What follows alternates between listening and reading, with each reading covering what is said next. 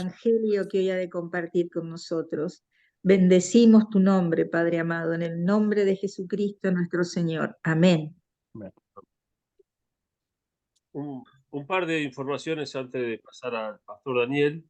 No nos olvidemos que el 10 del 6, para aquellos que no tienen la materia dada, la pastora Susana va a estar enseñando el manual o el libro de instituciones y panorama bíblico del Antiguo Testamento.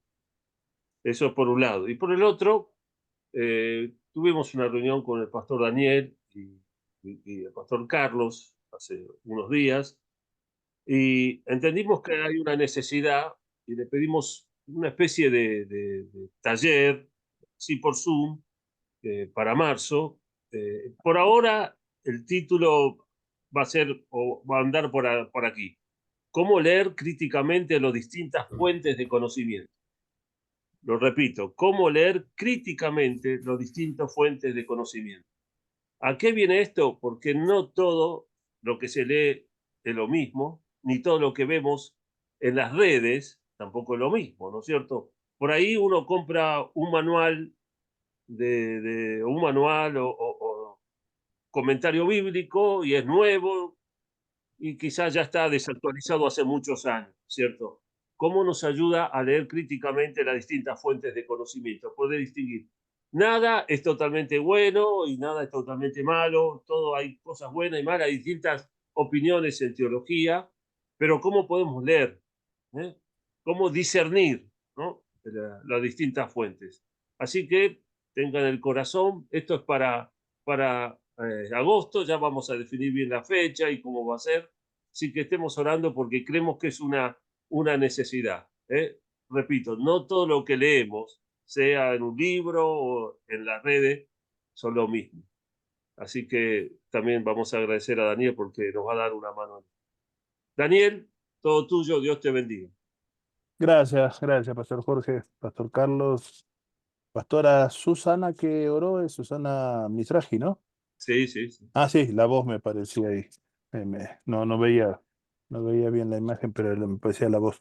Bueno, y un abrazo, saludos para todos y todas, a los que conozco y a los que no, los abrazo a la distancia con todo cariño y respeto. Eh, eh, a ver, entonces arranquemos entonces de hoy, que tiene que ver básicamente con el Evangelio de Lucas. Dame un chance, quiero eliminarme la imagen.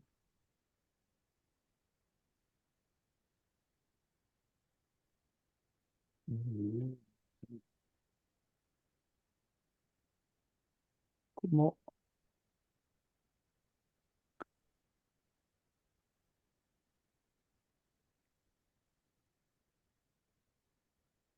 Dame un chancecito porque estoy mal acá otra vez. Dice, quiero eliminar, a ver, dame un chance, vista.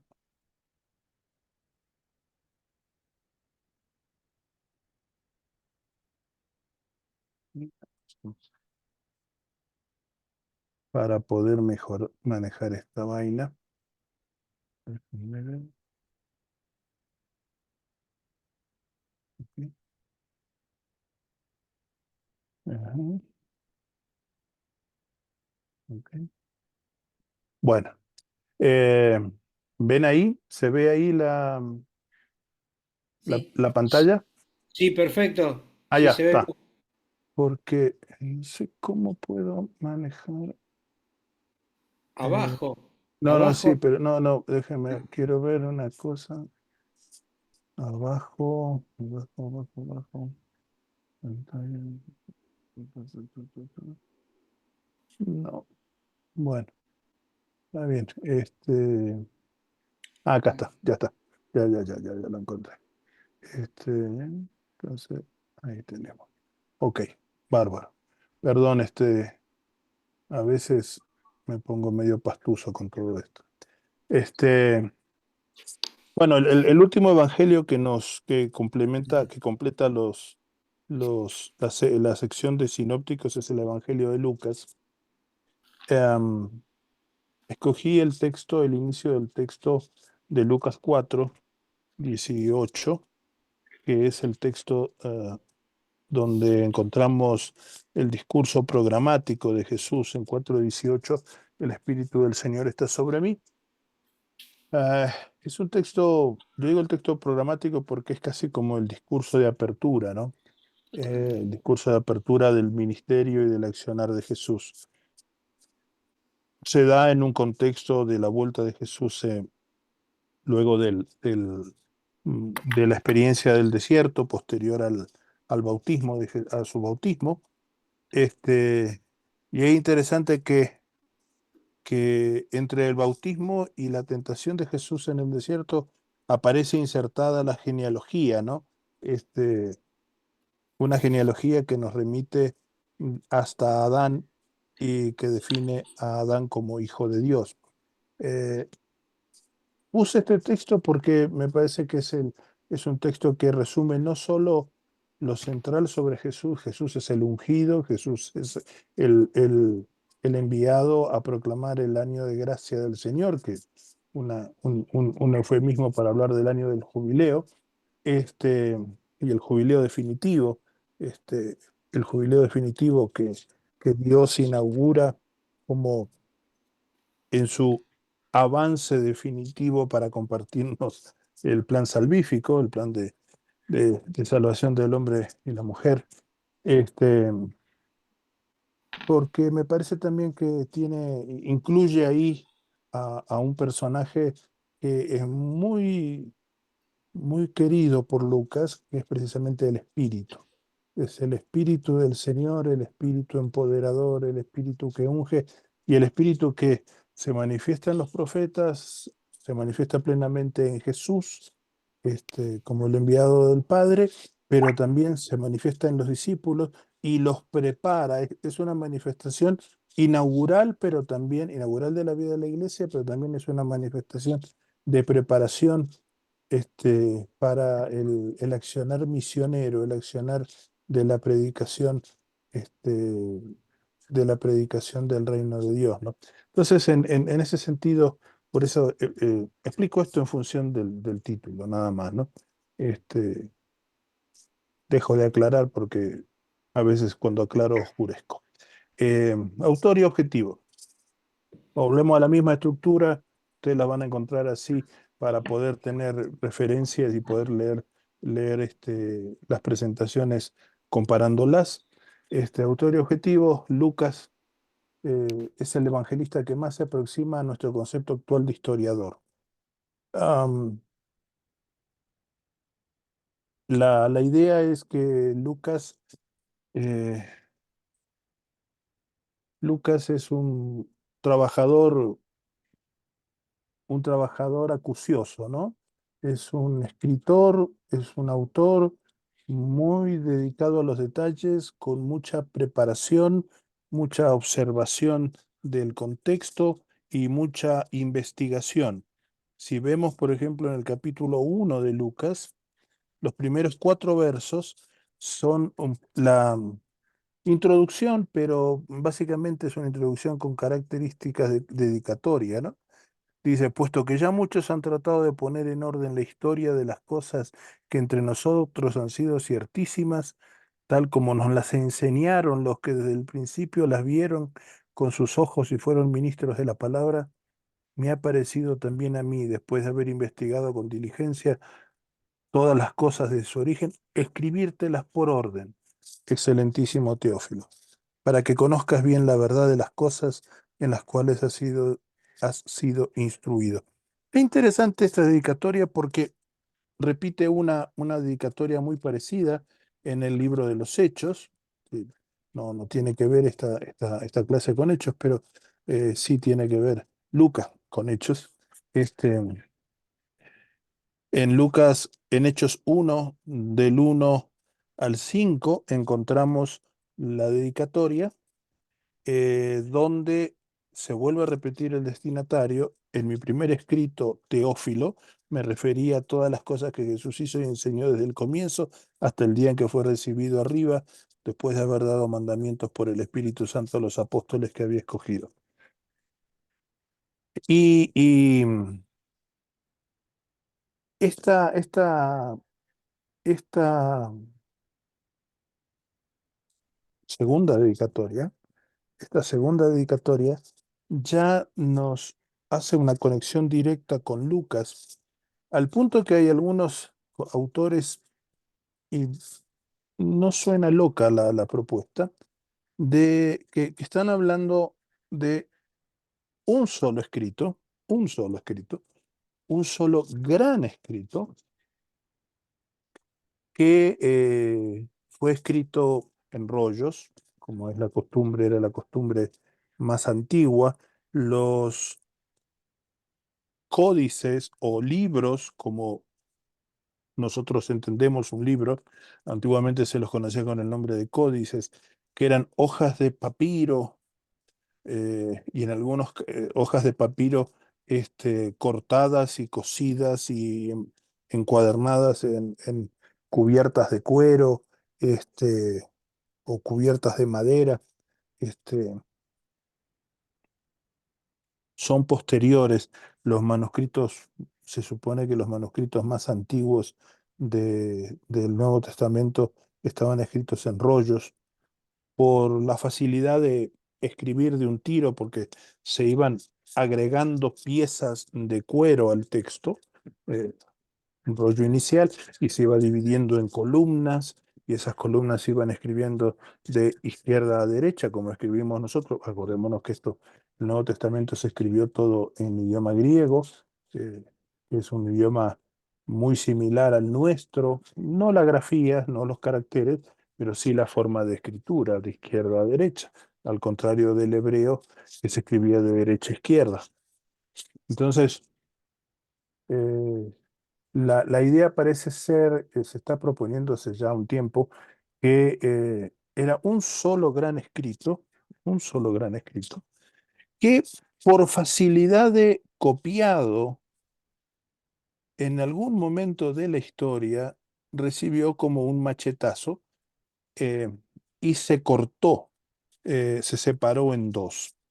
Eh, Allá por el capítulo 24, lo que nosotros tenemos como 24, versículos 52, 50 al 53, parece que se,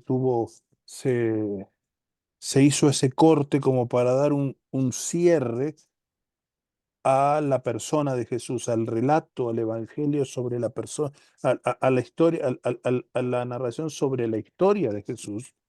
Estoy diciendo, después los sacó fuera hasta Betania y alzando las manos los bendijo. Aconteció que mientras los bendecía se separó de ellos y fue llevado arriba al cielo. Ellos, después de haberlo adorado, volvieron a Jerusalén con gran gozo y estaban siempre en el templo alabando y bendiciendo a Dios. Amén. Ahí parece como que en algún momento, se supone que en algún momento, según esta hipótesis de redacción del texto, se recibió el corte. ¿m?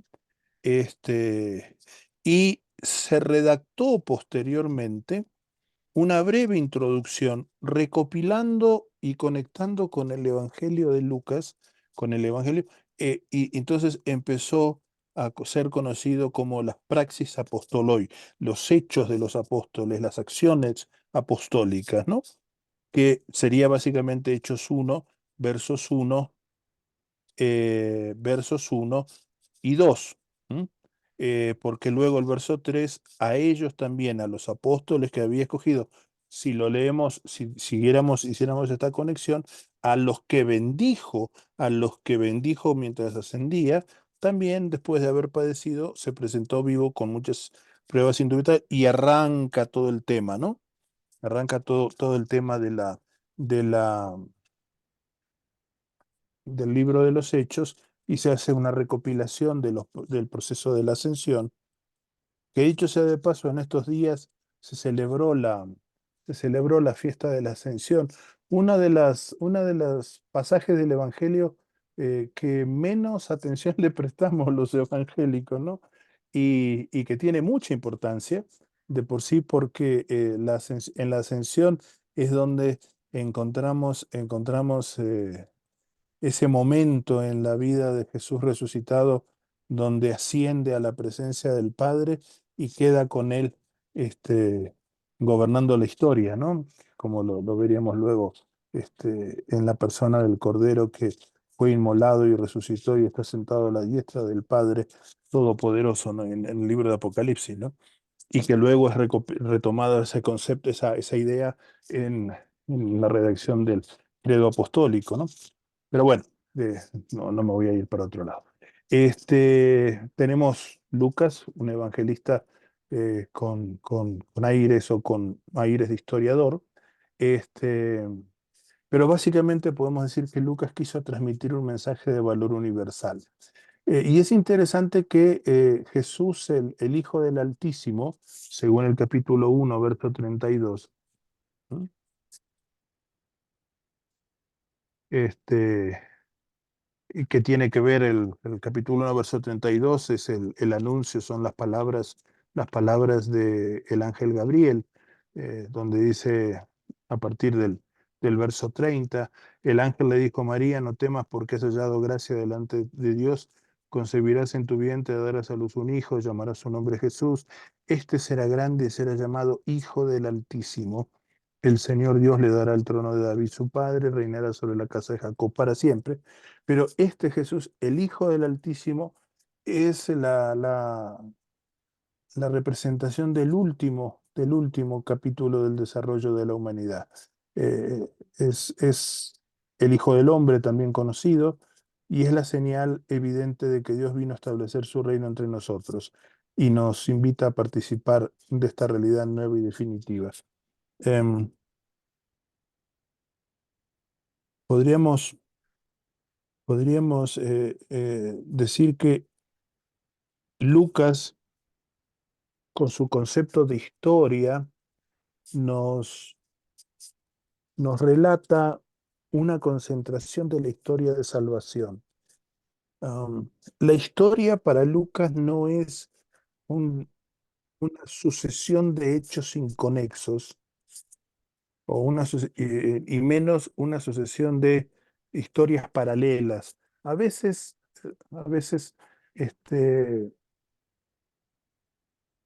dependiendo un poco de cuál es el énfasis, el énfasis teológico con que nos acercamos a las escrituras, podemos pensar, podemos pensar que hay dos historias que corren en paralelo. Ah, una historia que es la historia del ser humano, la historia del hombre, que luego de la caída se separa radicalmente de Dios y el ser humano va viviendo su vida como se le pega la regalada gana y la va corriendo por este carril. Acá al inicio de todo hay un punto único, ¿no? Que es el punto de la creación. Y este punto de la creación, en este punto del inicio de la creación, Dios y el ser humano, Dios y el hombre y la mujer andaban juntos, como lo dice Génesis capítulo 3, 1, 2 y 3. La ruptura de la relación con Dios hace que el hombre salga de Edén y viva su vida por este lado, y Dios sigue su vida por este lado. Una vida eterna, una vida infinita, una vida supremamente gloriosa, con mucha carga de dolor, porque la intención de Dios era que estuvieran juntos con el ser humano y la creación, pero bueno, la decisión del hombre y la mujer rompió esto. Y que en el punto de encuentro, en el punto de Jesús, esa historia vuelve, Dios vuelve a invadir o vuelve a aparecer en la historia humana, se produce el ministerio, aparece Jesús en escena, y como que otra vez se vuelven a separar con la ascensión y el hombre sigue acá, pero el hombre ya cuenta con la acción del Espíritu Santo y la iglesia es la generadora de cambios, es la presencia de Dios, aunque no es Dios, pero sí es la portadora del Espíritu y es la que sigue en la historia, pero Dios también, Dios vuelve otra vez arriba y vive en dos carriles separados. Y volverán a concentrarse y volverán a encontrarse ya en forma definitiva en la consumación de los tiempos. Esa es una lectura quizás muy presente en muchas iglesias evangélicas, y en muchos momentos de la historia también, no solo de la historia de las iglesias evangélicas, sino de la iglesia. En la historia de la iglesia, por ejemplo, la historia de la Edad Media, la iglesia en la Edad Media era una iglesia que creía firmemente esto, porque partían de un principio filosófico. Dios es todo lo bueno, todo lo puro, todo lo perfecto, y no puede convivir y cohabitar en una sociedad donde básicamente los seres humanos son trapo de inmundicia, digámoslo así, ¿no? Pero es interesante que leyendo las escrituras, o sea, como un paso previo al desarrollo de la teología sistemática y la teología histórica, o la teología de la historia, que está presente, mejor dicho, teología de la historia, este, podemos encontrar como que hay una historia, una sola historia. La historia de Dios es la historia del ser humano. O sea, Dios no camina por un carril separado y de tanto en tanto se pega una visita, ¿no? Eso tiene más, va más de la mano con la lógica casi de la mitología griega, donde el panteón de divinidades está allá arriba en el Olimpo y de vez en cuando baja a la tierra y hace sus cosas y los humanos responden y construyen templos y construyen y adoran divinidades múltiples, ¿no? Ok, pero básicamente podemos decir que la teología de la historia, en sentido bíblico,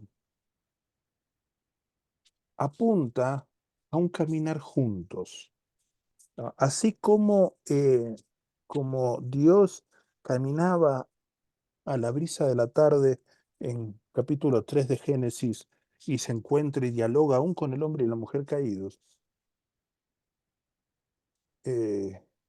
Y luego viene la expulsión de hombre y mujer del Edén, y Caín y su mujer, Adán y su mujer empiezan toda la-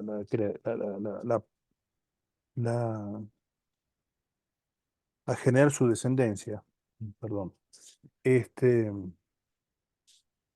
Dios no queda en una nube o no queda en la morada celestial, no queda encerrado en un espacio aparte.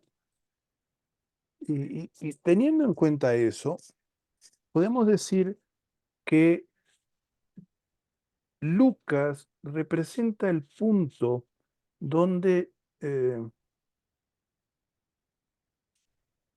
se ve que Jesús es la concentración de la historia divina, la historia de salvación.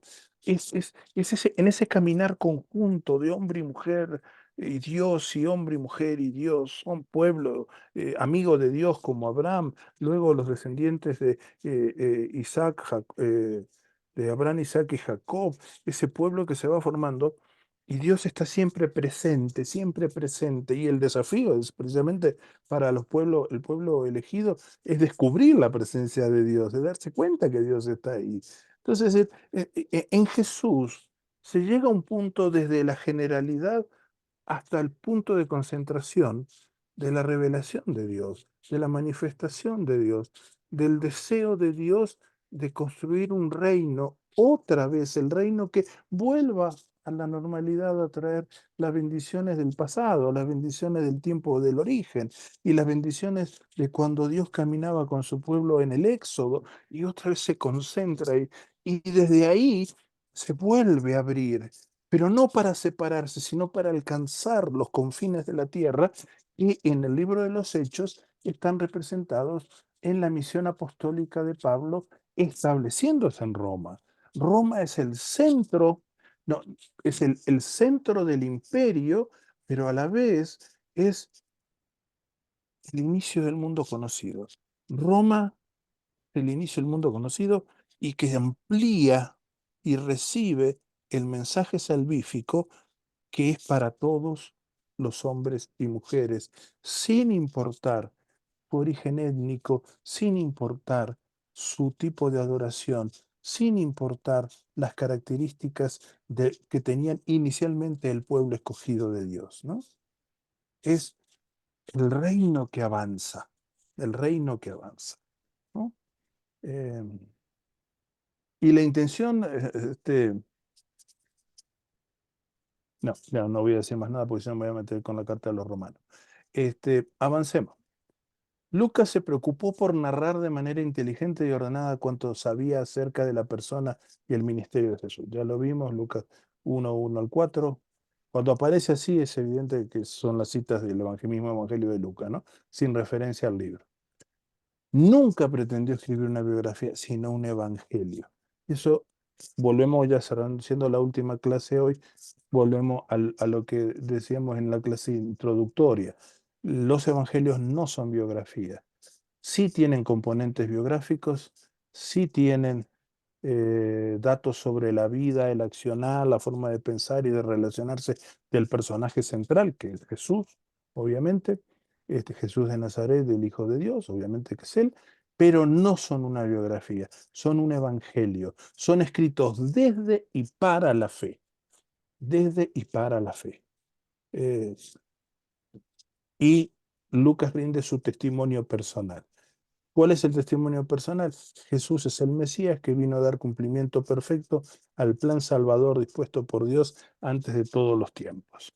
Aún antes de la elección del primer hombre y de la primera pareja que sería la semilla del pueblo escogido. Estoy hablando de Abraham y Sara, no de Adán y Eva. Abraham y Sara, ¿no? Entonces, por eso es que Lucas allá por el capítulo 3, el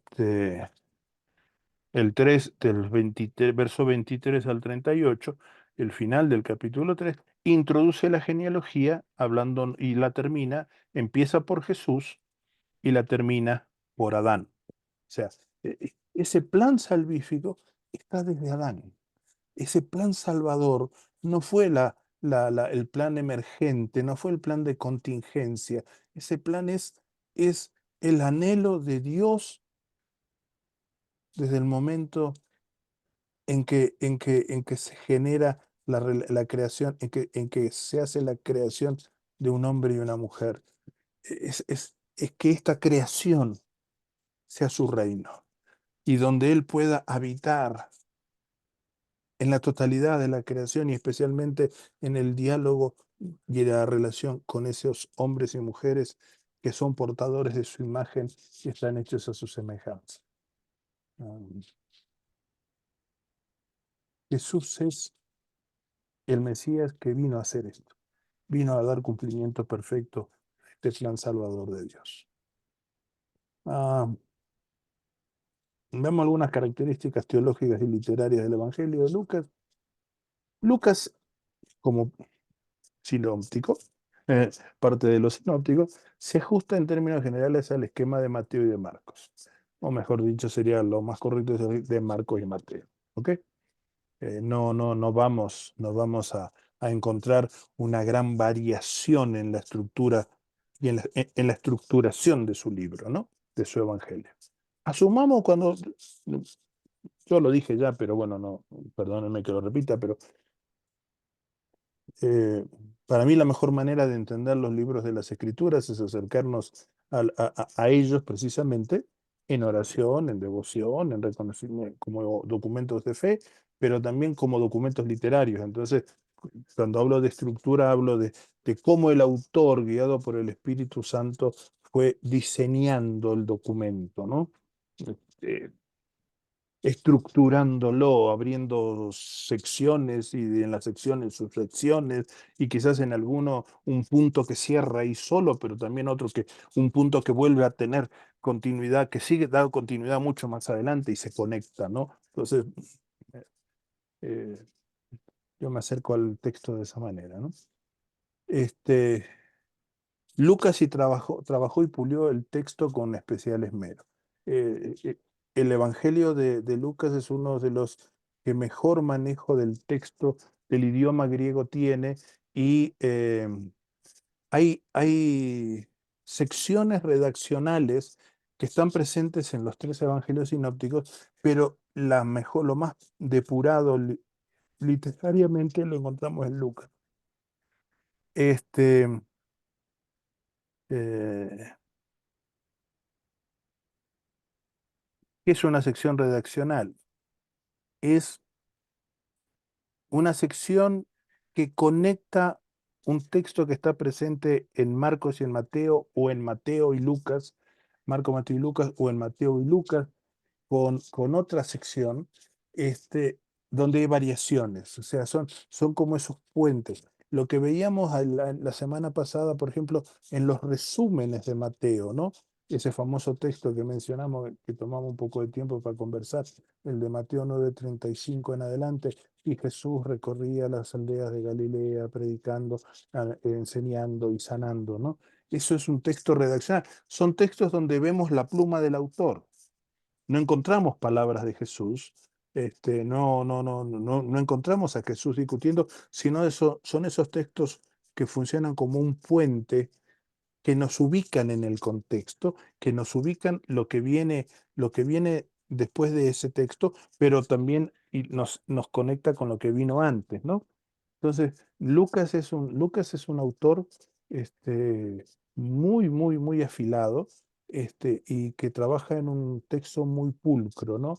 Muy, muy agradable de lectura. No encontramos por lo general saltos abruptos, como sí encontramos en Marcos, sino que todo va teniendo una hilación y va teniendo, Lucas anticipa lo que se viene, y lo conecta de tal manera que la lectura es como fluida, ¿no? Es una lectura fluida que lleva al lector de sorpresa en sorpresa, pero sin que sea una sorpresa abrupta, ¿no? O sea, va abriendo puertas y va a anunciar que va a abrir y anuncia que va a abrir la puerta. No es que de repente está caminando y ¡pum! Abre una puerta. No, no, ¿de dónde salió esta puerta? No, la abre y la explica, ¿no?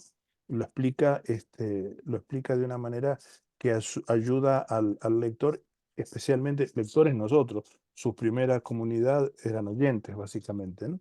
Para entender mejor el contenido y que quiere compartir. Podemos distribuir en 5 secciones el Evangelio de Lucas. Como ustedes vieron en los otros casos, son 5 secciones que uno puede encontrar en otros escritos, que son 6 o que son 4. Depende cuáles son los parámetros que utilizan los comentaristas. A veces lo que decimos nosotros, yo digo 5 secciones aquí, en algunos comentarios aparece que son 5 secciones más una subsección grande, como por ejemplo el relato de la pasión, que es una sección en sí misma grande, ¿no? Y convertiría en 6. Pero bueno, son alternativas de lectura que tenemos y de organización del texto para facilitar la lectura y comprensión. Este, Como decía el pastor Jorge, eh, eh, no, nadie tiene la última palabra sobre la lectura y la interpretación del texto bíblico, ¿no? Pero bueno, tenemos parámetros y dentro de esos parámetros nos movemos, ¿no? O sea, no, tenemos una chance, una libertad de movimiento de cintura. Bueno, los que me conocen personalmente saben que yo cintura nunca tuve, pero bueno, eso es un defecto físico, pero tenemos una cierta flexibilidad de movimientos, ¿no? La primera sección podemos decir, bueno, si tomamos la dedicatoria con el capítulo 1, versos 1 al 4, arrancamos con la sección formalmente del capítulo 1, 5 al 2, 52, donde nos encontramos los relatos del nacimiento de Jesús, lo que se conoce como el Evangelio de la infancia, según la versión de Lucas. De lo que recordamos de la semana pasada, Mateo también tiene su Evangelio de la infancia, y Lucas tiene el propio, pero una característica interesante de Lucas es que aparecen dos personajes que corren como en paralelo. Están entrelazados y corren como paralelo, que es Juan el Bautista y Jesús. Hay algunas circunstancias que hacen que los personajes se asemejen, se parezcan, que los personajes se parezcan. Los dos nacen, por ejemplo, de una forma milagrosa. De los dos, en el nacimiento de los dos, o mejor dicho, antes de la gestación de los dos, hay un anuncio divino, aparecen ángeles. En el caso de Jesús, ya sabemos que aparece el ángel Gabriel, allá por el capítulo 1, verso 26 en adelante. En el caso de Juan el Bautista aparece previo.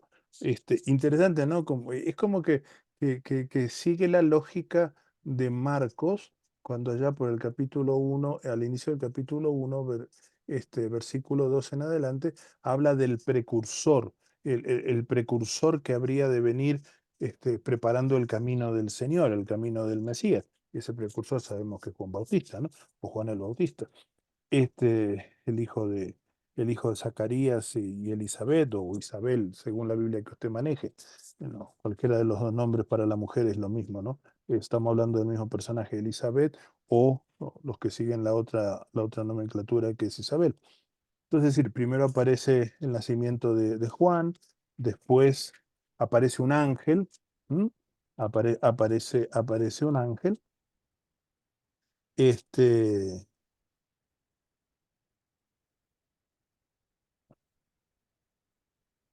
en el capítulo 1, versículo 11, se le apareció un ángel del Señor puesto de pie a la derecha del altar del incienso.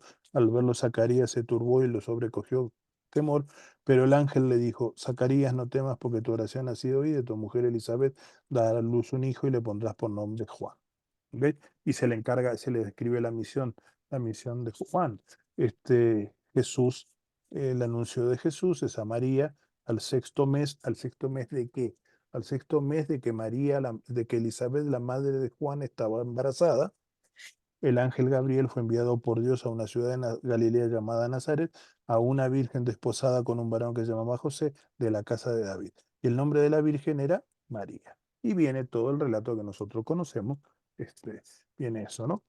Luego viene el encuentro de María y Elizabeth, el nacimiento de Juan, y enseguida viene al inicio del capítulo 2 el nacimiento de Jesús. Y el nacimiento de Jesús, con el anuncio a los pastores. El nacimiento de Juan es presentado, o Juan nace en medio de la comunidad de los sacerdotes, de la cual Zacarías era parte, y hay una profecía de Zacarías donde se describe la tarea de ese niño, ¿no? Que es el que se conoce, la oración que se conoce en la liturgia cristiana tradicional como el Benedictus. Y en el caso de Jesús, el anuncio no se da al templo. Es interesante, ¿no? Ahí es donde se rompe la sincronía entre los dos personajes. No se da al templo, sino se le da a los pastores. Este, Eso ya también como que nos permite sospechar algo que vamos a ir descubriendo a posteriori cuando leemos el Evangelio, de que Jesús es un muchacho diferente. Jesús es un hombre distinto. Tiene una misión, ha tenido un precursor, que es Juan el Bautista, pero tiene una misión que en el cumplimiento de esa misión, su diálogo, su espacio vital, no es precisamente el entorno religioso de su tiempo, sino que se va por el otro lado, se va para el lado contrario, no con los santos y puros del templo o del sistema religioso, incluidos los rabinos y los escribas y maestros de la ley de la sinagoga, sino que se va a todo ese segmento, gran segmento de la población que representaba a los pobres de la tierra, que representaba a los desamparados e inclusive despreciados por el sistema religioso. ¿eh? Zacarías profetiza a toda la gallada, eh, a toda la pandilla de sacerdotes amigos de él, que estaban acompañándolo porque ya nacía el nene. Jesús no tiene nadie, no tiene nadie que acompañen a María y a José.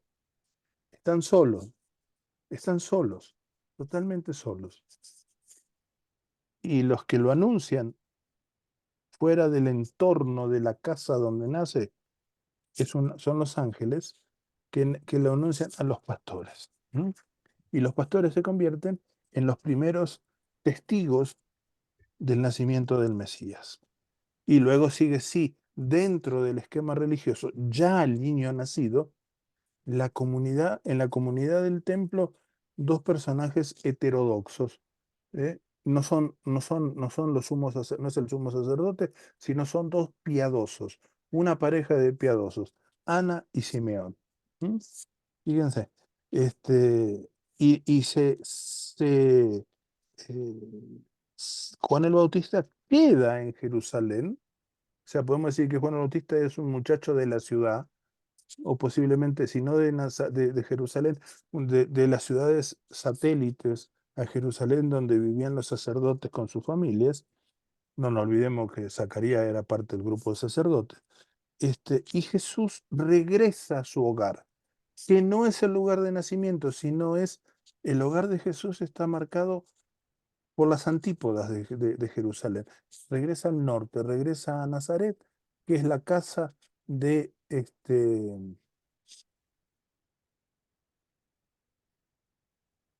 ahí se me fue el nombre del padre. De José. Es la casa de José y María. Acuérdense, capítulo 1, verso 26. Al sexto mes el ángel Gabriel fue enviado por Dios a una ciudad de Galilea llamada Nazaret. Allí era el entorno, ¿no? O sea, estamos viendo una secuencia que va en paralelo, dos historias que van en paralelo, pero que cuando están llegando al final de la presentación de esta primera sección de Lucas, toman caminos totalmente opuestos. Totalmente, hay una disrupción en el camino, ¿no? Juan sigue sigue siendo criado por esta familia de sacerdotes. De hecho, el ministerio de Juan no toca Nazaret, queda del otro lado del Jordán por la zona de Perea, a la orilla del Jordán, y Jesús va y se cría, nace en Judea, pero se cría y se desarrolla como hombre en el norte que, como vimos las otras veces, es el norte más rico en cuanto a riqueza territorial, más próspero, más fructífera la tierra, pero con mayor presencia de empobrecidos, porque los dueños estaban abajo, estaban en Jerusalén, ¿no? Es interesante que hay líneas paralelas, pero que cuando se separan, ahí sí, como que se separan en forma definitiva, ¿no? Ok, avancemos. Perdónenme que me entusiasmé. Ya. La segunda sección es la que va del capítulo 3, verso 2. 3, verso 2. El verso 1 es un texto, es un pasaje redaccional que nos introduce en el contexto de lo que viene, porque dice, en el año 15 del imperio de Tiberio César, siendo Poncio Pilato gobernador de Judea, Herodes tetrarca de Galilea, su hermano Felipe tetrarca de Iturea y de la provincia de Traconite, y Lisanias tetrarca de Abilinia, y siendo sumos sacerdotes Anás y Caifás, vino palabra de Dios a Juan, hijo de Zacarías, en el desierto. Es interesante, ¿no? Que así como Dios mandó un ángel a hablarle a Zacarías sobre el nacimiento milagroso de su hijo Juan. Después Dios mandó al ángel Gabriel a Nazaret a hablar con una muchacha que estaba comprometida para casarse con José. ahora, cuando Dios va a hablar de nuevo,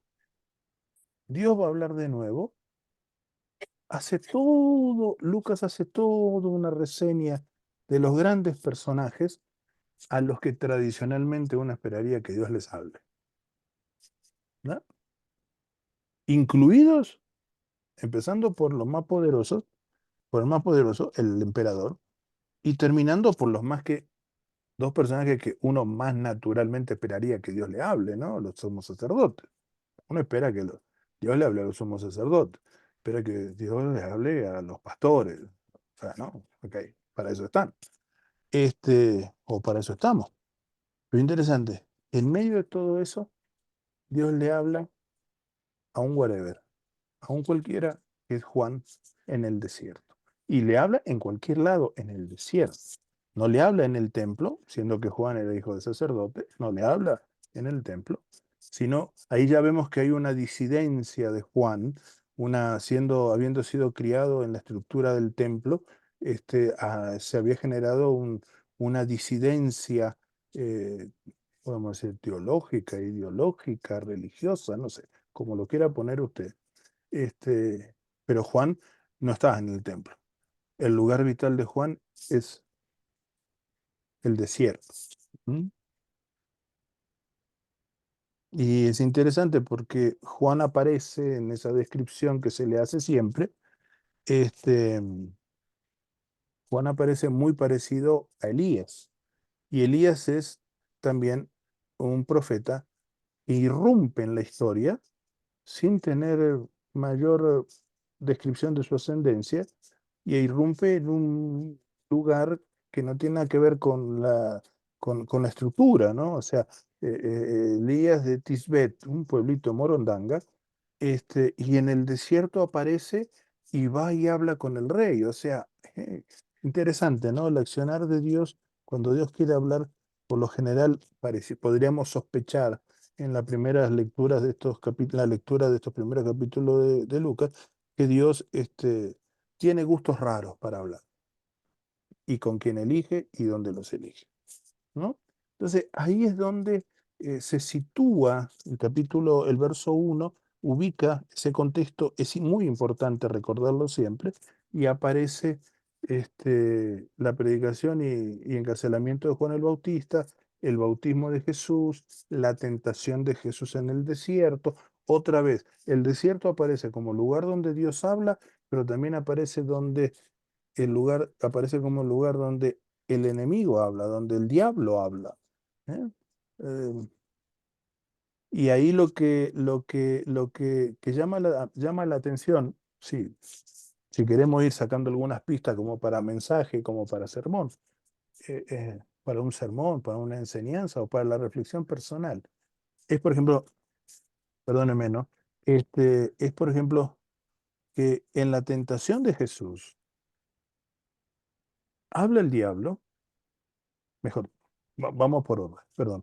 Perdónenme, no estoy muy ordenado hoy, pero eh, en el diálogo con Juan el Bautista, Dios habla con Juan y lo llama en el desierto.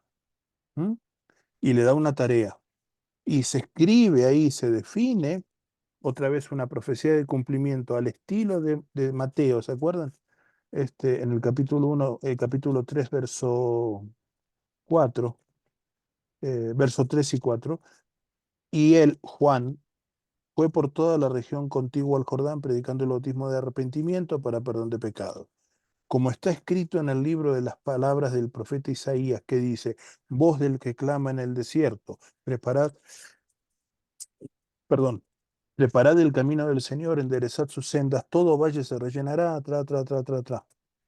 Y la descripción luego de la misión de Juan Bautista, ¿no? O sea, es Dios que habla, convoca a Juan, le da un mensaje, Juan avanza, sale de su punto cómodo y se va a predicar lo que Dios le dio, y Juan habla. Y en el caso de la tentación de Jesús, dice el capítulo 4, Jesús, lleno del Espíritu Santo, volvió del Jordán y fue llevado por el Espíritu al desierto. En el mismo desierto donde estaba predicando Juan, Jesús es llevado del Jordán al desierto.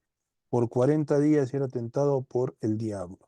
No comió nada en aquellos días, pasados los cuales tuvo hambre. Y viene la palabra del diablo. Si como Dios habló, el diablo habla. Y así como Juan predicó lo que Dios le encargó, Jesús habla lo que él conoce de la palabra de Dios. ¿Ok?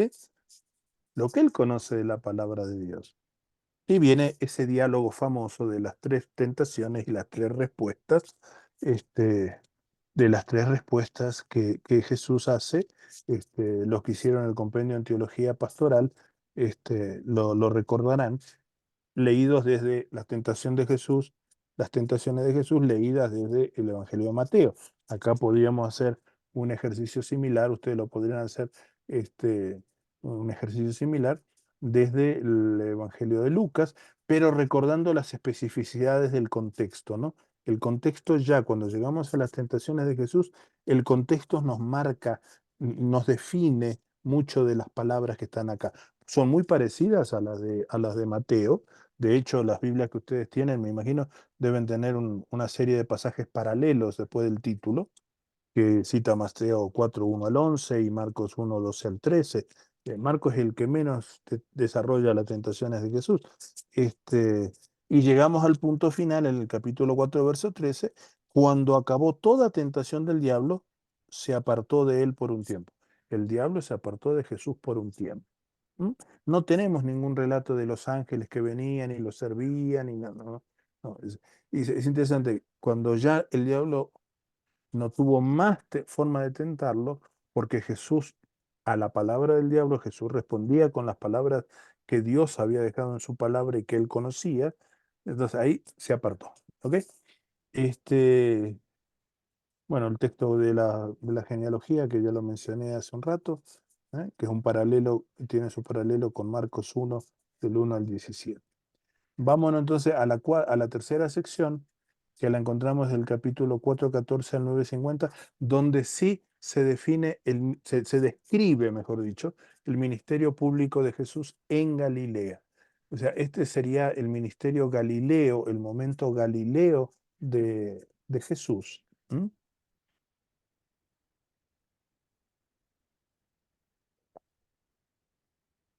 momento galileo de Jesús. Un segundito. Ya lo tengo acá, mejor dicho. Y donde se describe que Jesús enseñó, predicó, reunió a sus discípulos, sanó enfermos y liberó poseídos, hizo milagros, no solo milagros de sanidad, hizo milagros sobre la naturaleza, hizo milagros de multiplicación de los elementos, de los panes, ¿no? Y anuncia que habría de sufrir, morir, resucitar. Y esto es interesante, ¿no? Sobre todo esta última parte donde Jesús anuncia que Jesús, él habría de sufrir, morir y resucitar.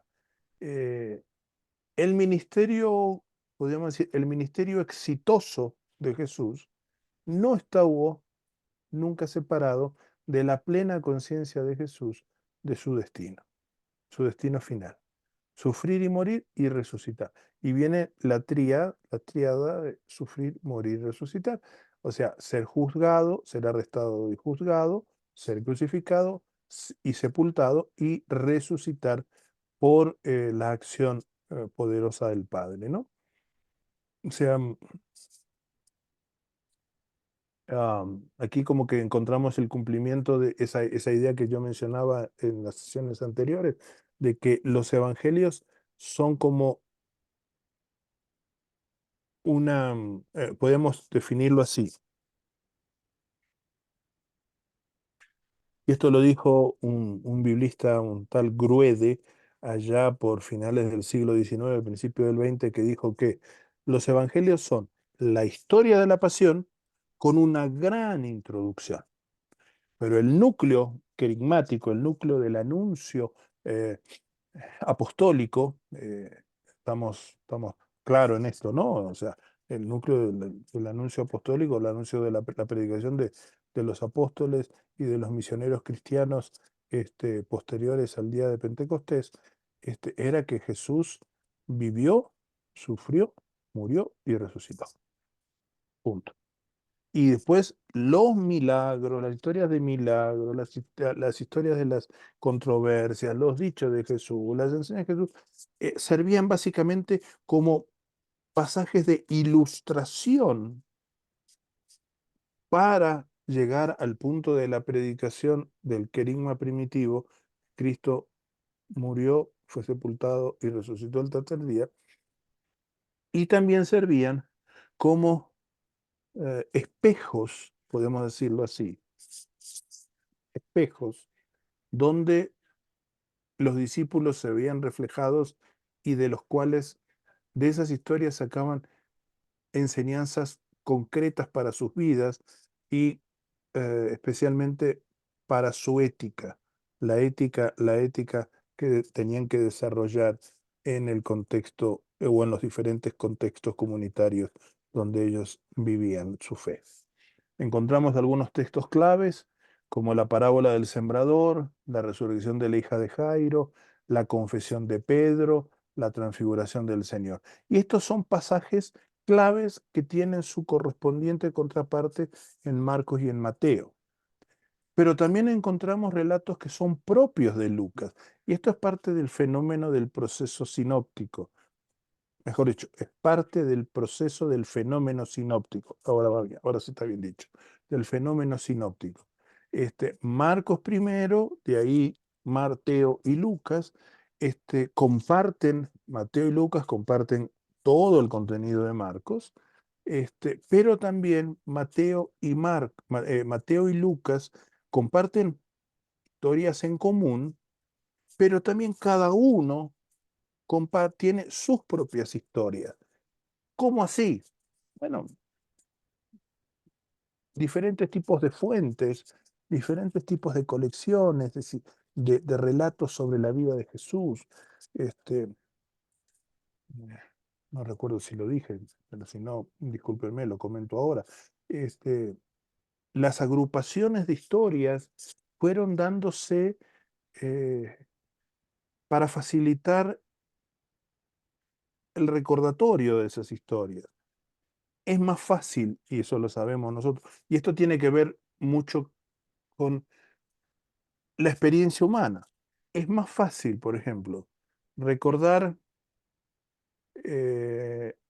una lista de fechas de historia donde se nos habla que el general San Martín cruzó los Andes en tal fecha, empezó con la batalla de San Lorenzo, después cruzó los Andes y tuvo tales batallas con fulano, mengano y sultano, en los lugares fulano, mengano y sultano en Chile, que por ejemplo, empezar a hablar en lugar de hablar del relato histórico entre comillas, de la batalla de San Lorenzo, empezar enseñando a cantar la marcha de San Lorenzo.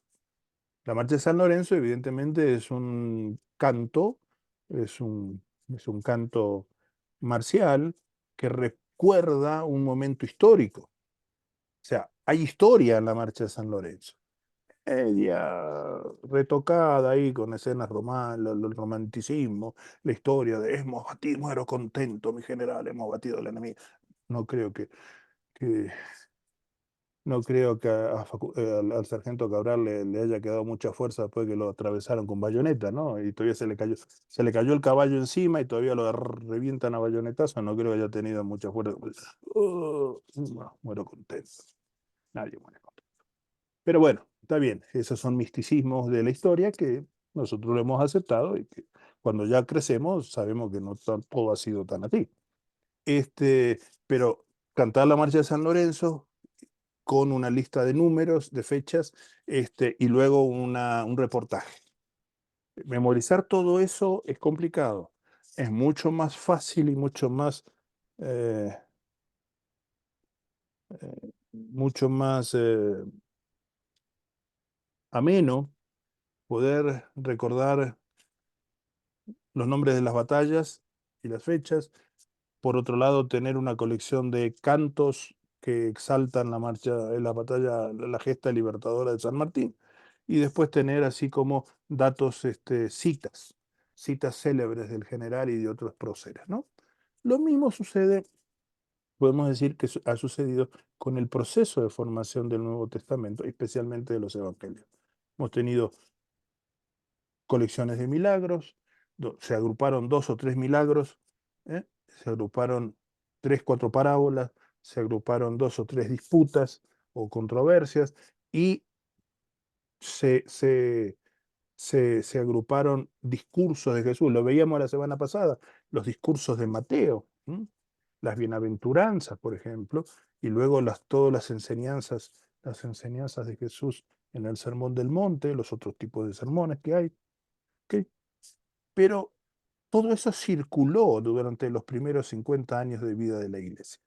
Recordemos más o menos 30 años, pongámosle, si el Evangelio de Marcos se escribió por los 60, 30 años. Y luego empiezan, Mateo y Lucas se escriben posteriormente, alrededor de 50 años después de la muerte y resurrección de Jesús. Entonces, había historias y había historias diferentes que se habían ido recopilando del proceso de boca a oreja y luego se fueron fijando por escrito.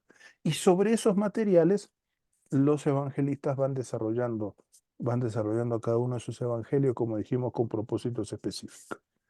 Los relatos propios de Lucas, el hijo de la viuda de Naín, que lo mencionamos el lunes pasado, la visita del Señor a la casa de Simón el fariseo, un texto que ningún otro lo tiene, ¿no? Entonces nos ayuda esto para ver un poco el proceso de gestación del Evangelio como obra literaria, pero lo que encontramos aquí en esta sección del capítulo 4, versos 14 al 9:50, donde es el ministerio público en Galilea. Y aquí en Galilea es muy importante tener claro esto, porque en Galilea es donde podemos encontrar el anuncio no solo en palabras, sino en hechos de Jesús, porque es donde Jesús vuelve donde Jesús se encuentra con esas grandes masas necesitadas de esperanza y de fe, ¿no? Pueblo creyente, pero necesitados de esperanza. Casi como que volvemos a encontrar acá en Galilea un reflejo en el encuentro de Jesús con las multitudes en Galilea, volvemos a encontrar un reflejo del anuncio de los ángeles a los pastores en Judea, en el tiempo de nacimiento de Jesús. Los ángeles son destinatarios del mensaje de Dios. Dios le habla a los ángeles en Judea y les da la buena noticia de que ha nacido un Salvador, que es Cristo el Señor. Y en esta sección encontramos que ese Salvador, que es Cristo el Señor, Jesús de Nazaret, Cristo el Señor, sale a anunciar la llegada del reino a gente del mismo nivel y de la mismo grupo social de los pastores. Avanzamos. La otra sección es la que aparece del 9:50 al 19:27. Agrupa parábolas, parábolas muy conocidas, como la del buen samaritano. La del buen samaritano, aparece esta de la higuera estéril, es clave porque es donde Jesús desnuda la esterilidad del sistema religioso imperante. La gran cena es esa parábola maravillosa donde nos deja, a mí me llena de esperanza, ¿no? Porque muestra al Padre como ese que incluye a todos, ¿no? Que abre las puertas de la casa para todos los que lo necesitan. El hijo pródigo, que bueno, no solo es el hijo pródigo, sino son las tres parábolas. u- Ya lo mencionamos en alguna ocasión en estos días que nos hemos juntado, pero creo que todos lo sabemos, los títulos son fenómenos editoriales, los títulos de las perícopas son fenómenos editoriales. Por eso podemos encontrar diferentes títulos entre diferentes versiones, diferentes ediciones de la Biblia. Pero para mí, a mí me gusta más hablar del capítulo 15 o ver el capítulo 15 como las parábolas del Dios que busca, del Dios que busca y busca ¿qué? ¿Busca a los sanos? No, busca a los perdidos. La moneda perdida, la oveja perdida, la moneda perdida y finalmente el hijo, los hijos perdidos. No, no es el hijo pródigo solo, sino los hijos perdidos.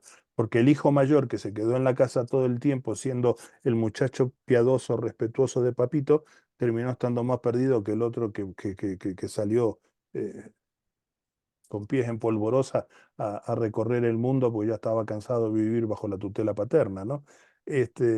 Pero los hijos perdidos, ¿no? Son parábolas de este tipo, ¿no? El rico y Lázaro, donde no hay una correspondencia a la lógica retribucionista del mensaje religioso de su tiempo. El rico era rico porque Dios lo había bendecido, el leproso estaba leproso y reventado en la calle porque algo malo había hecho y Dios lo había reventado con una enfermedad humillante y que lo convertía en un maldito.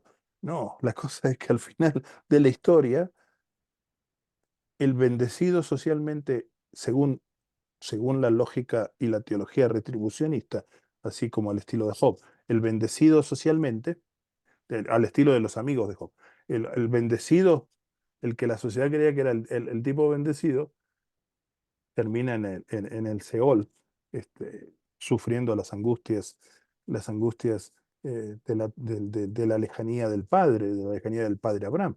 Y el que toda la sociedad decía, este es el maldito, el leproso es el maldito, el leproso es el maldito, termina estando al costado del Padre Abraham. Es un símbolo, es una imagen de Dios, ¿no? El Padre Abraham es una imagen de Dios. O sea, podemos ir descubriendo en Lucas esas contraposiciones que no son solamente de personajes buenos y malos. No es como, no es como en las películas de los Avengers, donde está el héroe y están los malos. Y los malos son tan malos que todos sabemos que son malos, y los héroes son tan buenos que todos sabemos que son buenos. Y si no fueran buenos, qué sorpresa nos llevaríamos. No, es descubrir cómo en estas contraposiciones, y voy a usar un antropomorfismo que no me gusta usar, pero lo voy a usar en este momento, es descubrir qué está en el corazón de Dios. No me gusta usar porque a mí no me gusta hablar del corazón de Dios, porque a mí Dios no tiene corazón, Dios es el espíritu.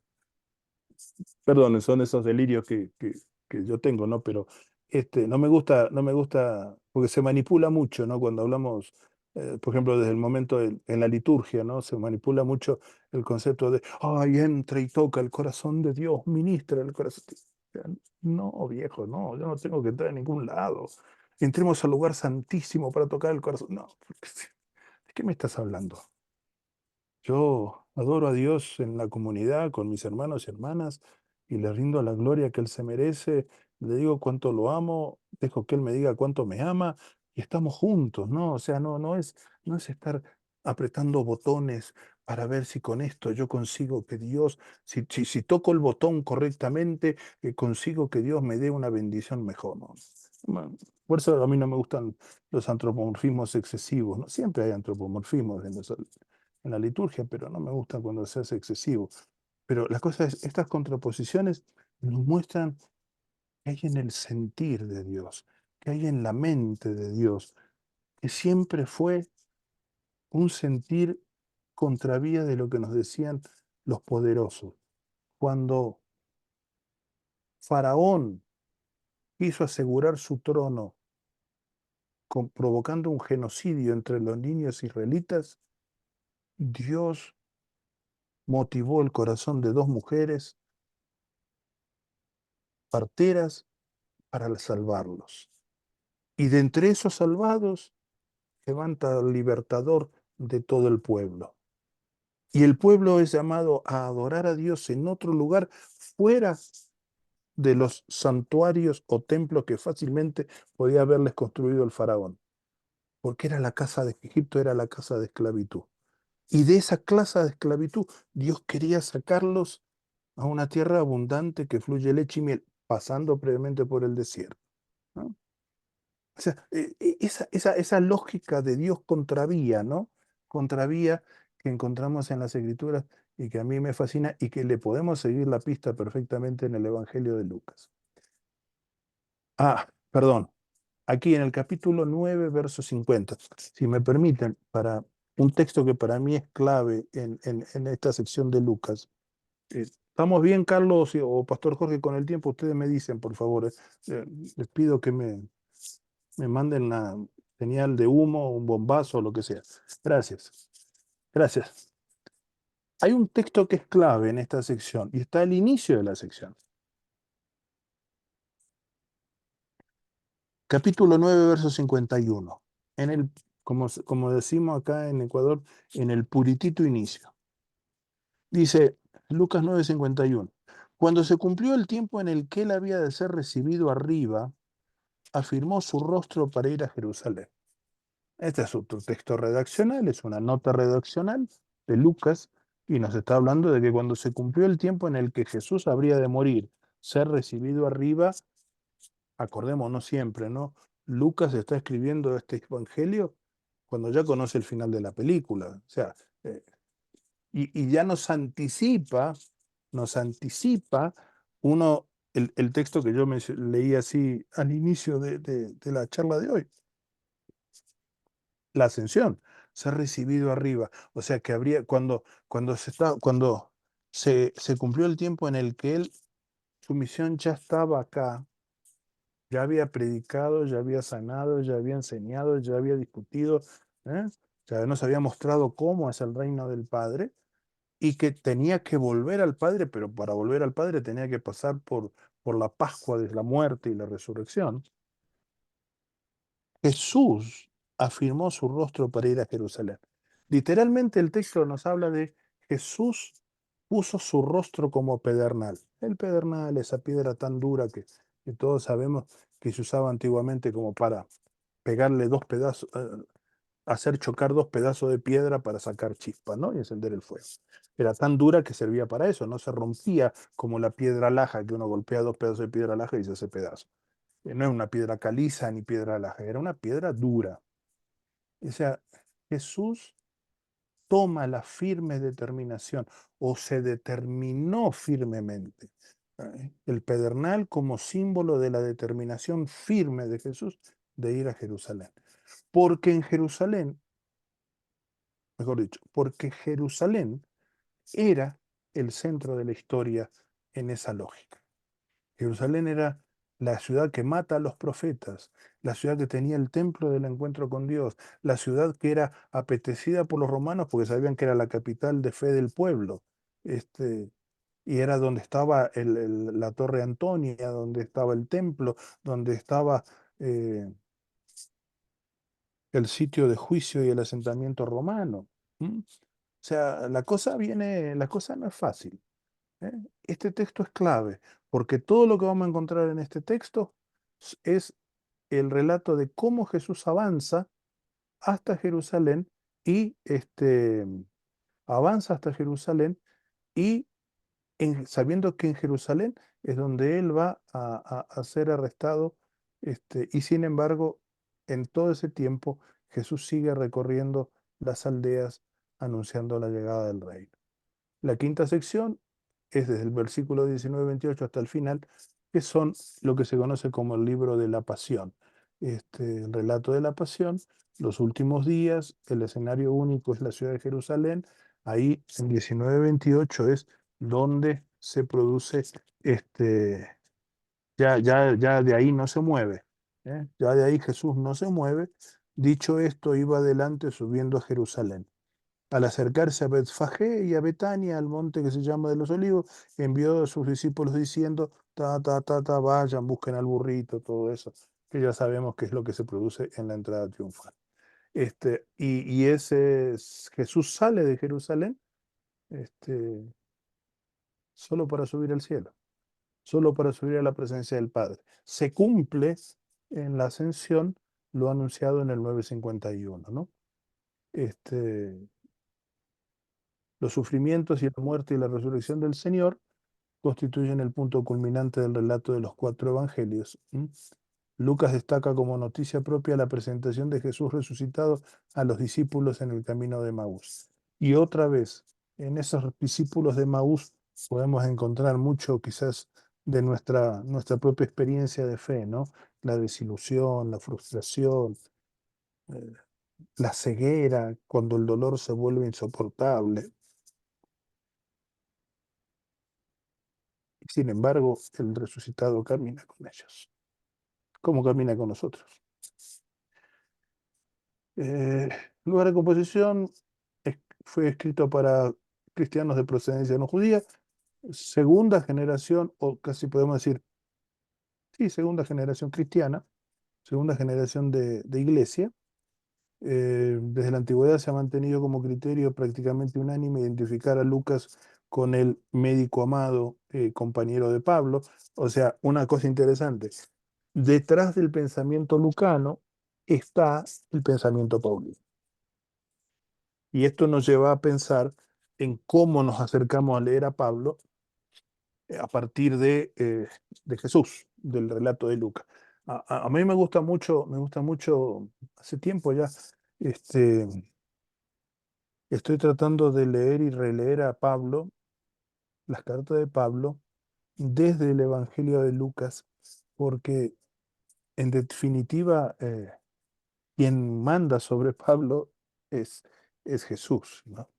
Y quizás en toda esta lógica de Lucas como discípulo de Pablo, también Lucas nos dice cosas que iluminan las enseñanzas paulinas. Claro, Jesús en Lucas Jesús nos habla del reino de Dios, Pablo nos habla del estar en Cristo, Jesús nos habla, en Lucas Jesús nos habla de la fe que nos salva o la fe que nos sana, en Pablo nos habla de Dios que en Jesús nos justifica, términos diferentes y con una lógica que puede ser hacia primera vista como contradictoria, pero eh, si empezamos a revisar los contenidos de Jesús que encontramos en Lucas, podemos encontrar sus paralelos con las variantes contextuales que encontramos en el Evangelio que Pablo predicaba, ¿no? Digo, no sabemos formalmente en qué sitio fue redactado y las fechas miren, ahí nomás tienen, ¿no? Corinto, Éfeso, Roma, hay tantas hipótesis que no podemos decir vamos por esta, vamos por la otra. Y los años también son variables.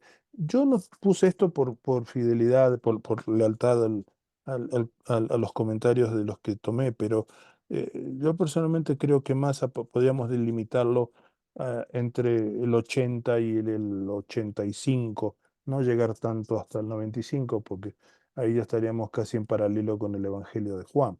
Pero 80, 85 creo que podría ser una fecha más estimada de la redacción lucana.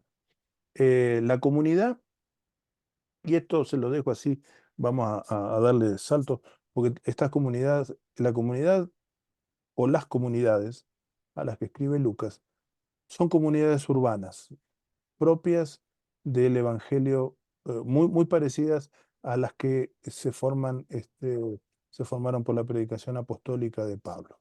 Un dato interesante es que en Lucas la palabra ciudad se repite 40 veces, 8 veces en Marco y 26 en Mateo. O sea, las estadísticas también nos dicen cosas, ¿eh?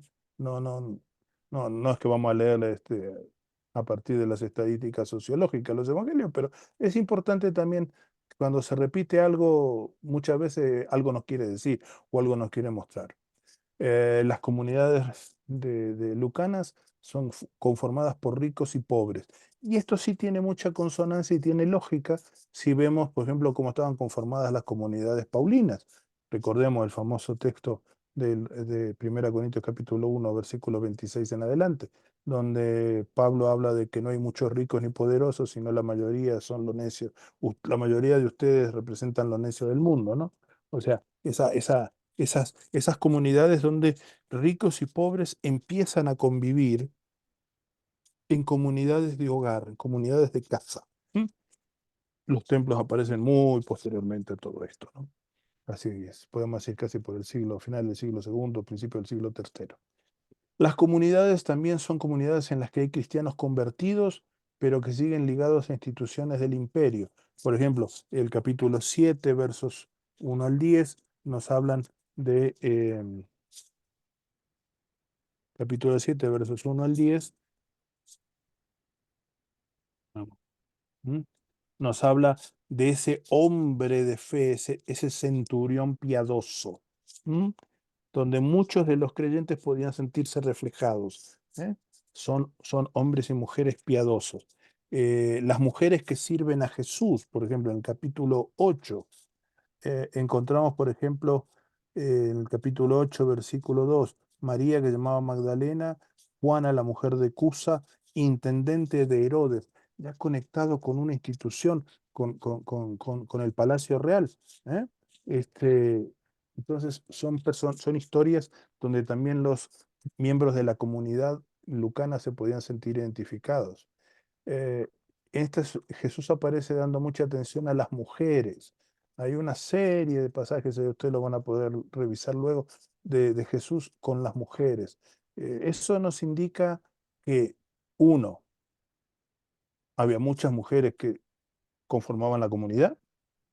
Dos, las acciones de Jesús por esas mujeres o con esas mujeres son acciones reivindicatorias. Por sentido contrario, ¿m? O como decía los abogados antiguamente, en contrario sensu, este, muchas mujeres que eran discriminadas, que eran silenciadas. Sabemos que la cultura palestinense, judía palestinense, era una cultura de silenciamiento de la mujer, donde si bien la mujer tenía un rol importantísimo en la crianza de los hijos, del mantenimiento del hogar, la lógica es que eran silenciadas. O, y hasta discriminadas y menospreciadas. Entonces, las acciones de Jesús las levantan, rescata a las mujeres, ¿no? No nos olvidemos, el Evangelio de Lucas empieza con dos mujeres, la historia de dos mujeres, Elizabeth o Isabel, que vivía el oprobio de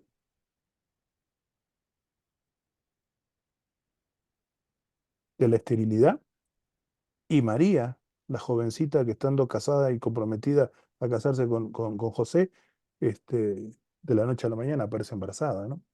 Este, Sabemos que fue por obra del Espíritu Santo, pero ¿cuántos en la comunidad de Nazaret le habrían creído eso? Y en Mateo, en el relato de Lucas 24, el encuentro de Jesús con los discípulos de Maús, un poquito lo que yo mencionaba de paso hace un momento, ¿no? Una situación de desánimo, casi hasta rebeldía, o sea, a ver, sos el único extranjero que no sabe lo que pasó en Jerusalén en estos días. O sea, es Jesús Nazareno, que era un profeta poderoso en palabras y en hechos, y que Dios estaba con él, pero nosotros esperábamos que pasara esto, pero de repente lo prendieron y lo mataron, y ya son 3 días que está sepultado. ¿Qué querés que te cuente? Pues decíamos, Cleofas podría hablar así en esos términos, quizás tan rioplatenses nuestros, pero la cosa es comunidades que podían encontrarse desanimadas, confundidas, sin esperanza por causa de la situación en la que vivían. ¿Podríamos encontrar esto? Hipótesis. Pero creo que podemos, no estirando mucho la cuerda, podemos encontrar fundamento para esto. Claves de lectura, son 5 claves de lectura. Lucas es el evangelista del Espíritu, y esto para iglesias pentecostales como la nuestra es clave, ¿no? No en vano nosotros hablamos de Pentecostés y de la llenura del Espíritu, el bautismo en el Espíritu Santo como el empoderador para la misión, el cumplimiento de Lucas 24, 49, luego la promesa de Hechos 1:8, cumplida en Pentecostés, ¿eh?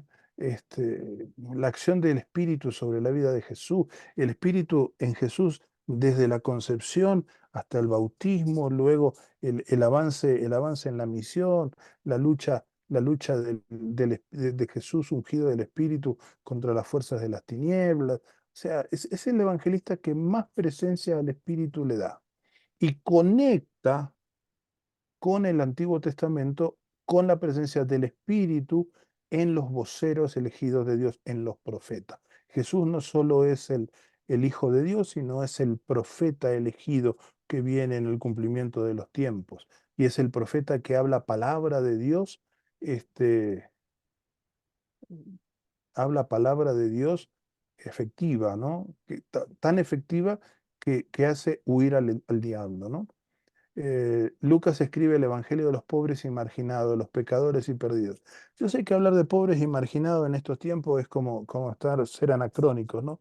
O volver a tocar una canción vieja, pero no podemos negar el rol de los pobres y marginados en el ministerio de Jesús y la cercanía de Jesús a los pobres y marginados. Hoy por hoy casi pareciera que en muchas iglesias se presentan las credenciales de meritocracia para decir, eh, soy tan bueno que hasta cristiano soy, hasta seguidor de Jesús soy.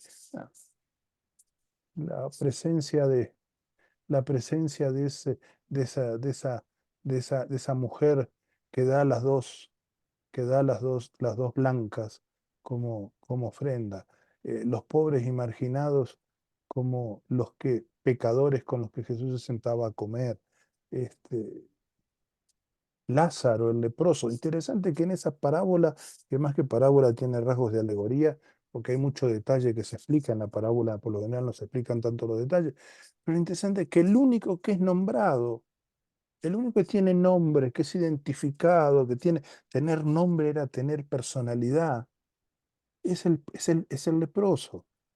El rico, la tradición eclesial tuvo que ponerle como nombre Epulón, que era el soberbio, pero no, puramente en el Evangelio no aparece, no tiene nombre. Es un pobre tipo que lo único que tiene es plata, porque ni siquiera tiene sentimiento para darle un mendrugo de pan al otro que está reventado a la puerta de su casa. La riqueza del perdón de Dios transforma, otra clave de lectura. Y es interesante que transforma en fuente de amor para los demás. ¿Mm? Es esa transformación que genera la solidaridad del que da los panes y los peces para la multiplicación, que genera el, el, el tener las cosas en común, que lo vamos a ver posteriormente en el libro de los Hechos, que genera la respuesta de locos que hace Saqueo. ¿Eh? Si en algo defraudé, o sea, si en algo es casi como un eufemismo, es Jesús. Reconozco que fui una porquería, soy una porquería que le robé al otro, porque yo le cobraba los impuestos que me pedía Roma y le cobraba un tanto por ciento más para mi utilidad. Y todo eso a los que defraudé yo devuelvo. Mi riqueza, mi bienestar lo comparto porque no es mío, es un bienestar robado. Que vos hayas entrado en esta casa me obliga a ser solidario y compartir, devolver lo que robé, ¿no? Lucas 19. En Jesús, en Lucas, Jesús otorga mucha atención a la mujer, eso ya lo mencionamos, y la exigencia radical, esto es clave, la exigencia radical revela el camino del discipulado. La fe cristiana lo vemos en las recorridas que hace Jesús, en la misión apostólica a la que manda, en las misiones apostólicas que manda a los discípulos, Lucas 9 y Lucas 10, y lo vemos en los dos discípulos en el camino de Maús que descubren la verdad y recuperan la fe en el camino mientras Jesús les explicaba las escrituras, al punto que cuando llegan a la casa, cuando Jesús parte el pan y da gracias, se les abrieron los ojos y Jesús desaparece.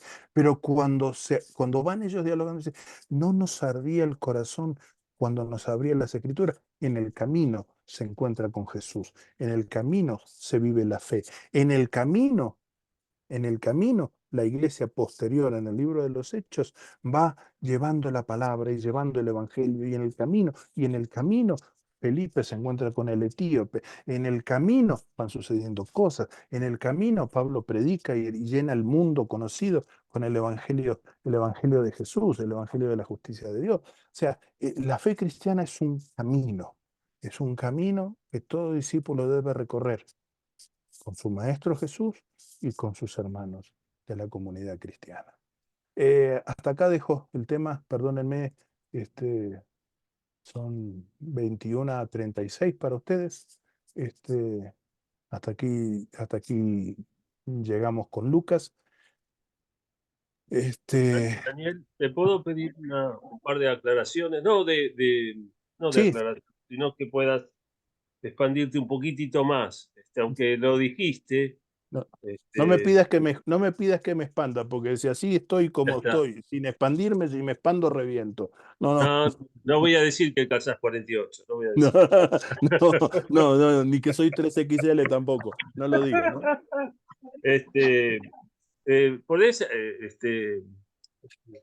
decir un poquito más entonces sobre la Sí, genealogía? ¿Por qué Mateo arranca de Abraham y Lucas ok, va desde Adán? La ok. diferencia. Y esto me lleva a preguntar, bueno, para que también expliques que los evangelistas, más allá de inspiración, eligen qué contar y cómo contarlo. Por ejemplo, el siervo del centurión, totalmente diferentes, no podés unir los dos mensajes. Es Ajá, imposible hacer uno solo de los dos.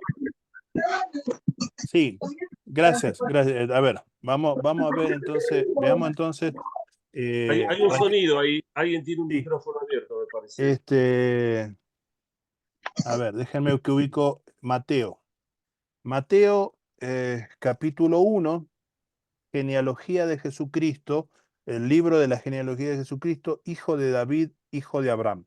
Es interesante que Mateo arranca con dos de los personajes centrales de la historia de salvación judía, hebrea.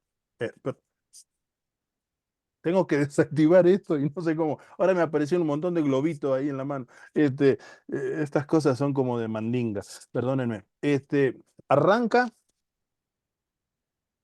conectando a Jesucristo, que no es cualquier cosa, no es cualquier nombre, sino es Jesús el Cristo o Jesús el Mesías, y no por esto me vean como judaizante, hijo de David, hijo de Abraham.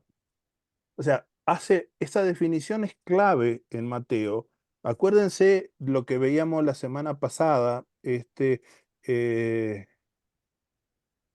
uno de las claves em, no era una de las claves, era en el propósito teológico, en el propósito de Mateo, de escribir el Evangelio. Era que Jesús es el intérprete autorizado de la ley. Entonces, para ser un intérprete autorizado de la ley, tenés que ser parte del pueblo. No puede venir un sunita, no puede venir un etíope, no puede venir uno de las Galias, no. Estamos hablando de Jesús el Mesías. Jesús es el Mesías, por tanto es hijo de David, cumple la genealogía davídica, las promesas de Dios a David allá por Génesis capítulo 15. No, esas son las promesas de Dios a Abraham. Y la promesa de Dios a David de que no faltará un descendiente tuyo sobre tu trono. Y lo que mencionábamos la semana pasada fue, ¿no? Sobre Jesús, hijo de David, el clamor de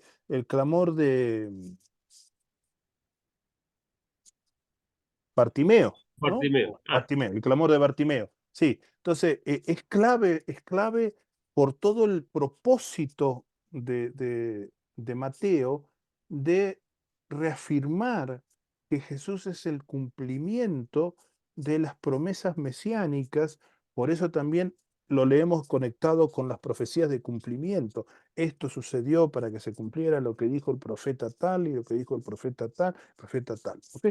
Entonces, la genealogía arranca desde David, arranca a partir de ese título, y luego viene Abraham engendró a Isaac, ta. Este, y el verso 17, capítulo 1, verso 17 de Mateo. De manera que todas las generaciones desde Abraham hasta David son 14, desde David hasta la deportación de Babilonia 14, y desde la deportación de Babilonia hasta Cristo 14. Formalmente no son 14, sino que es un número simbólico que representa un accionar acabado de Dios, y es esa repetición en ciclos. O sea, hay tres grandes ciclos. Abraham hasta David, David hasta la deportación babilónica, que es el otro gran momento de la historia de Israel. El otro gran momento es, acordémonos que cuando el pueblo sale de Egipto, sale como una banda de esclavos liberados. Y venía Raimundo y todo el mundo que se había refugiado bajo la sangre del Cordero. O sea, todos, ¿no? O sea, no todos exclusivamente hijos, descendientes de los hijos de Jacob, sino todos los que se adhirieron y creyeron en esa liberación, vinieron. Pero el pueblo se estructura formalmente. Podríamos hablar de un pueblo de Israel en plenitud, así, en cabalidad, cuando las 12 tribus, la confederación de tribus, se agrupan bajo la monarquía davídica. O sea, David proclamado rey en la fortaleza de Sión, en la fortaleza que construye en Sión, donde se establece el arca, donde descansa finalmente el arca del templo. Allí es donde empieza formalmente, podemos decir, el pueblo, se lo empieza a llamar normalmente como el pueblo de Israel, como podríamos decir Argentina después de la división del Virreinato del Río de la Plata, haciendo un paralelo así medio burdo, pero por ahí va. Y luego el otro momento es el retorno del exilio babilónico, porque otra vez el pueblo que había perdido su identidad vuelve a reconstruirse. ¿Cómo? Llegando a través de Esdras y Nehemías, a reconstruir Jerusalén, a reconstruir el santuario del templo, y otra vez, y llega a Jesús, donde se cierra el ciclo de la historia. Esa es una, ¿no? Por eso Mateo lo arranca de esta manera. El caso de Lucas, la genealogía, aparece no al inicio, y no aparece entre el bautismo de Jesús y la tentación de Jesús. Y ojo, ¿no? Porque aquí con la tentación de Jesús es el cierre del tiempo preparatorio, y ya a partir del 4 arranca todo lo que es el ministerio de Jesús. Dice capítulo 3, verso 23 de Lucas. Jesús al comenzar su ministerio era como de 30 años. Y es clave eso del cómo. ¿Cómo de 30 años? Pueden ser 30, pueden ser 32, pueden ser 33. No. A veces nosotros damos números así exactos, ¿no? Pero por nuestras costumbres, pero es como de 30 años. Hijo, según se creía, de José, hijo de Eli, hijo de Matat, hijo de Leví, ta. Y va para atrás. Mateo arranca desde el inicio hasta Jesús. Lucas arranca desde Jesús para atrás, ¿m? Hasta el verso 38, hijo de Enos, hijo de Set, hijo de Adán, hijo de Dios. ¿M? Si vemos, también aparece Abraham en el verso 34, hijo de Jacob, hijo de Isaac, hijo de Abraham, hijo de Taré, hijo de Nacor. Llega a ubicarlo hasta Nacor, rastrea la ascendencia de Jesús hasta Nacor, que era el padre el abuelo, y Taré o Tarej o Tarek, depende cómo lo tenga usted en su Biblia, que son los antepasados de Abraham. Y de ahí otros de los personajes clásicos, hijo de Sem, versículo 36, hijo de Noé, ¿eh? Hijo de Lamec, hijo de Matusalén, hijo de Enoc, hijo de Jared, hijo de Mahalalel, hijo de Cainán, hijo de Enos, hijo de Set, hijo de Adán, hijo de Dios. Fíjense, arranca desde Jesús hacia arriba, recorre toda la dinastía davídica también, recorre el personaje clave, el otro personaje clave que es Abraham, pero se remonta hasta Adán, porque es el origen de la humanidad. Adán, haya sido Adán y Eva, Josefa y Pepito, o Pepita, no importa, José y Pepita, no importa, haya sido el nombre que sea, pero se remonta hasta el origen, porque perdón, porque la propuesta de Lucas es romper el círculo vicioso de que el evangelio solamente es para los judíos. Lucas es gentil. Él, podemos decir en términos nuestros, se convierte por la predicación del apóstol Pablo. Pablo hace ese giro conceptual de poner el evangelio en términos comprensibles para el mundo gentil. Entonces, es imposible que Jesús esté solo limitado para una etnia. Jesús es para todos, y es de todos, y es el Salvador de todos, de toda la humanidad, de todos los seres humanos. Entonces, ese es el propósito. Por eso la misión es hasta lo último de la tierra, y serán mis testigos en Jerusalén, en Judea, en Samaria, y hasta lo último de la tierra. Hasta lo último de la tierra podríamos decir, el sueño, el gran sueño de Pablo, cuando escribe la carta a los romanos, es llegar hasta lo último de la tierra. ¿Cuál era lo último de la tierra en el tiempo de Pablo?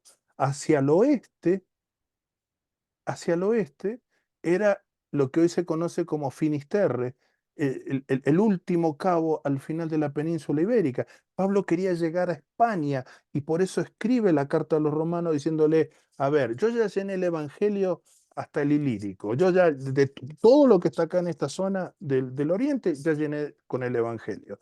No quiero predicar donde otros han predicado, quiero llegar a ustedes para exponerles mi evangelio, para darles compartirle algunos de los dones que reciba y que ustedes me ayuden a seguir la tarea hasta el final, hasta España, donde se suponía que después de España estaban las tortugas.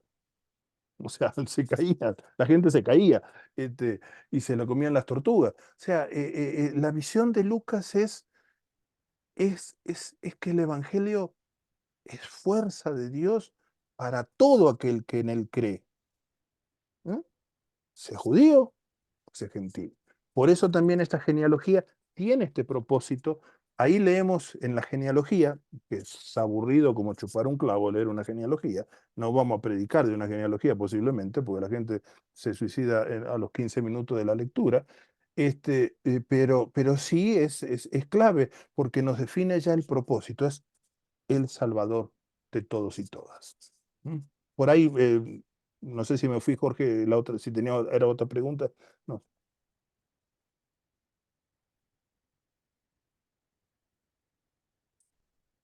No queda mucho tiempo, no queda mucho tiempo porque Sí, tenés que perdón. explicar lo de los trabajos, pero era como cada evangelista elige qué contar, tiene Claro. muchas fuentes, pero elige qué contar y cómo contarlo. Yo nunca escuché predicar el hijo del centurión según Lucas. Siempre lo Claro. hemos predicado, yo personalmente, y he escuchado de Mateo. Y lo tomo a Lucas, ¿qué pasó con Lucas? Porque lo cuenta totalmente diferente, ¿no? Sí, sí. Es parte de, bueno, podemos verlo desde la unión de dos elementos. Uno, los evangelistas no son redactores. Los evangelistas son autores. Eso ha sido todo un proceso en la historia de los métodos histórico-críticos de interpretación de las escrituras. Bueno, alguna vez nosotros hemos leído algunos libros en los inicios de nuestros estudios, los famosos métodos histórico-críticos, la crítica histórica, la crítica de la redacción. O sea, hablar de los redactores es como que alguien le está soplando al oído y le dice, escribí esto, escribí esto. Si reconocemos que los evangelistas son autores, son creadores, así como Marcos creó el género literario evangelio, también en el proceso creativo hay una selección de materiales, hay una selección de fuentes. Y no quiere decir esto que sea carnal, es un propósito y ese propósito surge por el otro elemento que es la acción del Espíritu. El Espíritu Santo, obrando en la comunidad de fe, obrando en la iglesia, guía a los evangelistas, a determinadas personas a ser autores de esta tarea, de esta obra que es la historia de Jesús, con el propósito de que estés plenamente convencido de lo que has creído, la dedicatoria de Lucas a Teófilo, Y entonces esa guía, yo creo personalmente que en los evangelistas como autores se da ese doble proceso, ¿no? La influencia, la decisión, pero que es una decisión que responde a una motivación dada de Dios a través de la guía del Espíritu. Tu comunidad necesita volver a centrarse en Jesús y conocer lo central del ministerio del Salvador. Y ahí empieza el proceso, ¿no? Entonces se hace selección, se cuenta, se toma de una historia, se toma de una fuente, las fuentes también estaban disponibles, no todos tenían a su disposición todos los contenidos, por eso encontramos diferencias entre Mateo, Marcos, Lucas, y encontramos diferencias entre Mateo y Lucas, y encontramos cosas propias de Mateo y cosas propias de Lucas. Eso es una evidencia, ¿no? No sé si estaba Hugo también que había levantado la mano. Gracias. ¿No? Ah, ok. No, está bien. Listo, no, ya está, muchas gracias, ya está. Ok, estamos. Gracias. No sé, el pastor Jorge mencionaba el asunto de las tareas. Hay un libro que yo compartí en la carpeta, que es Introducción al Nuevo Testamento de Richardson. Vamos a leer 1 o 2 capítulos, no más de ahí. Y ustedes van a tener que hacer un breve resumen. Una reseña crítica se llama, formalmente es una parte, en esa reseña crítica hay una parte de descripción de lo que el autor dice, otra es su lectura, su aporte, qué le aporta a ustedes, y terminamos en a quién recomendarían esta lectura para poder profundizar en su conocimiento de los evangelios sinópticos. La idea es que ustedes puedan tener, aparte de todos los materiales que hay en la carpeta de qué era, de Carlos, ¿qué era? Drive, ¿no? Sí, Sí, aparte de todos los contenidos que hay en esa carpeta, de los videos de Proyecto Biblia, de lo que ustedes puedan encontrar ahí, la idea también es que todas esas herramientas ustedes las puedan procesar para ustedes, para enriquecer su proceso de predicación, para enriquecer su lectura personal, o sea, su lectura personal, que puedan encontrar comprensión, aclaración de dudas, también inspiración. O sea, ¿se puede encontrar inspiración en un libro de introducción al Nuevo Testamento? Y sí, se puede encontrar inspiración. Se puede encontrar. Yo encuentro inspiración, y creo que todos hemos encontrado inspiración hasta leyendo el diario. Leyendo el diario o leyendo Mafalda podemos encontrar inspiración. Dios no se limita solamente a un momento determinado en un horario a inspirarnos, sino si el Espíritu camina con nosotros, si está en nosotros y Cristo está en nosotros, nos guía y nos ilumina la mente y la comprensión en todo momento. Pero también para que ustedes puedan tener herramientas para un proceso de formación en sus propias iglesias. Quizás no todos puedan inscribirse en el seminario, mi sueño sería que sí, pero quizás usted a partir de su enseñanza con los maestros de escuela dominical, con los líderes de jóvenes, no sé, en ese proceso ustedes pueden ir teniendo herramientas.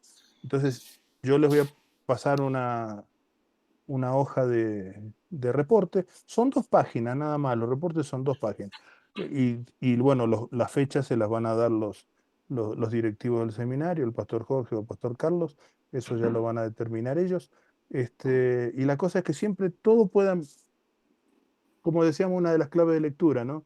El perdón del Señor nos transforma para estar disponibles para los demás. Aprendemos, estudiamos, pero también pensemos a quién podemos bendecir. ¿Esto le va a servir a quién? A los maestros de escuela dominical, a los líderes de jóvenes, a los líderes de alabanza.